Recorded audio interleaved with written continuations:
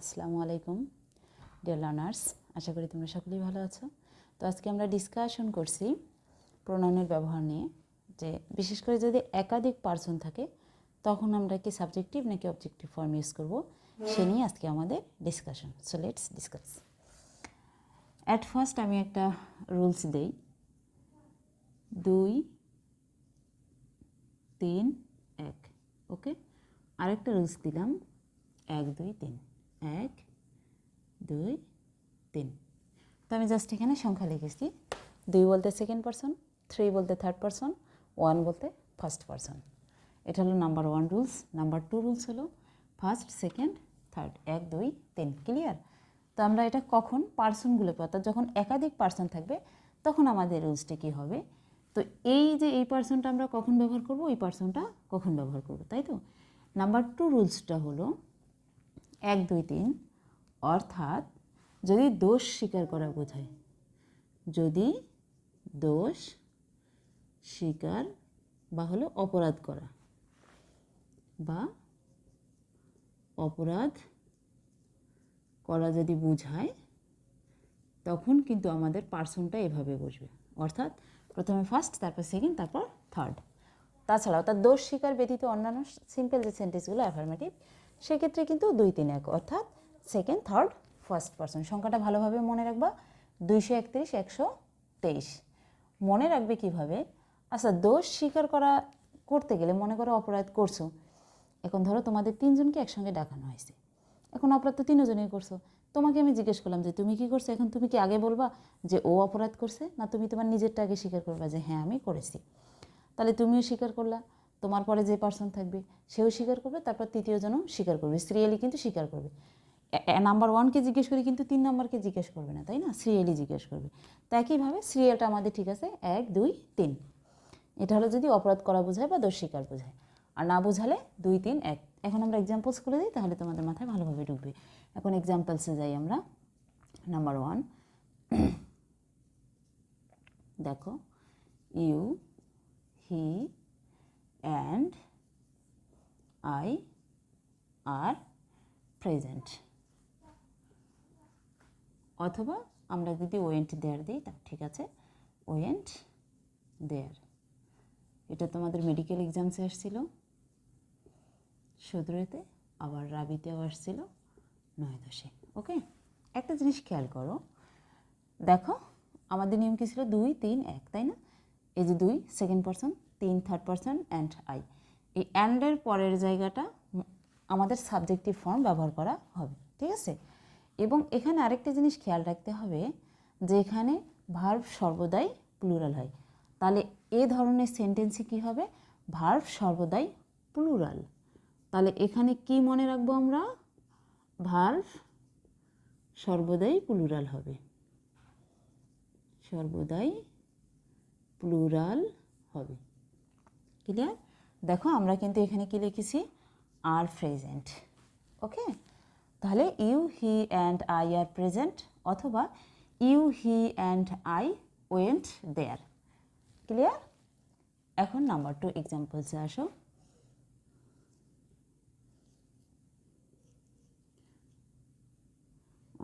আচ্ছা, আমরা এই ইয়ার একটা দিই, হাবিব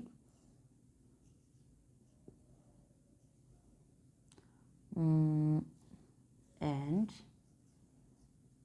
আই স্টেড হোম। এখানে একটা জিনিস খেয়াল করো, এখানে কিন্তু একাধিক পার্সন নেই, এখানে 2টা আছে পার্সন। কয়টা পার্সন? 2টা, হাবিব অ্যান্ড আই। এখন কথা হচ্ছে যে আরেকটা পার্সন কই, অর্থাৎ একাধিক। সবসময় যে 3টা পার্সন থাকবে তাও কিন্তু না, কিন্তু সিরিয়াল ঠিক থাকতে হবে। আচ্ছা, হাবিব সাধারণত বলতে আমরা কি, কোনো ব্যক্তির নাম। তাহলে কোনো ব্যক্তির নামকে আমরা কি সেকেন্ড পার্সন বলতে পারবো? অফকোর্স সেটা কি থার্ড পার্সন, অর্থাৎ 3 নম্বর ফর্মে আছে। 2 নম্বরটা নাই, বাট 3 আছে, এবং তারপরে কি আছে, নাম্বার 1, অর্থাৎ সাবজেক্টিভ ফর্ম আছে। তাহলে আমাদের সিরিয়াল কিন্তু ঠিক আছে, অর্থাৎ সেকেন্ড পার্সন নেই, but third person and first person. একাধিক মানে একের অধিক, একের অধিক 2টা হতে পারে, 3টাও হতে পারে। তো একাধিক ফর্ম থাকলেও কিন্তু এই সিরিয়াল মেনটেন হবে। তাহলে Habib and I stayed home. Clear? Number 3 দেখো, এখানে আমরা নাম্বার 1-এর রুলসগুলো শিখলাম। এই যে 1 টু। এখন যদি আমরা লিখি I you and he are to blame, অথবা আমরা লিখতে পারি আর গিলটি। এটা রাবি দোষে আসছিল, আর এটা আসছিল ইবি ইসলামী বিশ্ববিদ্যালয় ৬-৭, এটা ১০-১১। ওকে, তাহলে প্রথমে ফার্স্ট, তারপর সেকেন্ড, তারপর হলো থার্ড। তাহলে যখনই ফার্স্ট সেকেন্ড থার্ড তখনই আমরা বুঝবো যে এখানে দোষ স্বীকার করা হয়েছে। আর তো অর্থ দেখলেও বুঝতে পারবো first second third, I you and he are to blame অথবা আর গিলটি, অর্থাৎ আমরা অপরাধী বা দোষী। ক্লিয়ার? তো এখানে আমি একের অধিক এক্সাম্পলস দিচ্ছি, কেননা এই এক্সাম্পলসগুলো তোমাদের বিভিন্ন ভার্সিটি এক্সামস, বিভিন্ন জব এক্সামসের মধ্যে এসেছিলো, সেই জন্য আমি এক্সাম্পলসগুলো তোমাদেরকে আইডেন্টিফাই করে করে দিচ্ছি যে কোথায় কোথায় আসছিল। ওকে, নাম্বার 4 দেখো, you he and I were present in the classroom. এটা আসছিল তোমার ইবি 10-এ, আবার আসছিল তোমার রাবি 3-4-এ আসছিল। ওকে, খেয়াল করো, দেখো সেকেন্ড থার্ড ফার্স্ট অর্থাৎ 2, 3, 1 war present in the classroom, অর্থাৎ আমরা ক্লাসরুমে উপস্থিত ছিলাম। এখানে কি কিন্তু দোষের কিছু বোঝাচ্ছে যে আমরা you and I were present in the classroom, আমরা ক্লাসে উপস্থিত ছিলাম। তো এখানে যেহেতু দোষ বোঝাচ্ছে না, তার মানে কি 2, 3, 1 অনুসারে বসবে। ক্লিয়ার? নাম্বার 5, যেমন ধরো ইউ আছে, হিয়ের জায়গায় মনে করো কোনো নাউন আছে, যেমন ধরে নাও রহিম আছে, ইউ রহিম অ্যান্ড, এখানে মনে করো গ্যাপ আছে, হ্যাভ পাস্ট, এটাও আসছিল তোমার রাবিতে 8-9। খেয়াল করো এখানে তোমার লেখা আছে ফিল ইন দ্য ব্ল্যাঙ্কস, এখন লেখা আছে ইউ দেওয়া আছে রহিম। এখন তোমাদের প্রশ্ন হলো এখানে নাউন আসছে, সকল নাউনই কিন্তু থার্ড পারসন, তাহলে ইউ রহিম অ্যান্ড এখানে কি হবে? আই হবে। তোমরা নিজেই বুঝতে পারছো এখানে কি হবে? আই হবে, কেননা আমাদের নিয়মই হচ্ছে 2, 3, 1। তাহলে একের মধ্যে কি আছে? এক যেহেতু ফার্স্ট পারসন, তার মানে আইটা হচ্ছে ফার্স্ট পারসন সাবজেক্টিভ ফর্ম। তাহলে আমরা দেখো অ্যান্ডের পরে কিন্তু সবসময় সাবজেক্টিভ ফর্ম ব্যবহার করতেছি। ওকে, যেমন আমি যদি লিখি দ্য ক্যাপ্টেন, তারপর লিখলাম জয় অ্যান্ড আই হ্যাড এ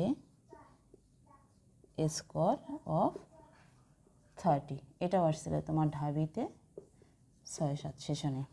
ঠিক আছে, তাহলে the captain Joy and I had a score of 30, তাহলে the captain Joy and I had a score of 30।